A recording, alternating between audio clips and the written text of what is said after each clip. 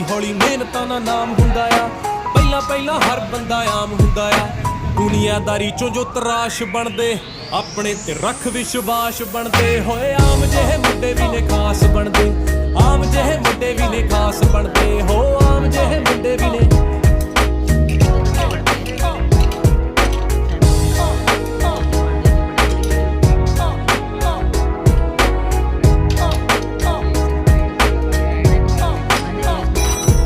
ਮਨ ਸੱਚਾ ਸੋਚ ਉੱਚੀ ਮਿਹਨਤੀ ਵੀ ਹੋਵੇ, ਜਿਹੜਾ ਉਸ ਬੰਦੇ ਦੀ ਤਰੱਕੀ ਫਟਾਫਟ ਹੁੰਦੀ ਆ।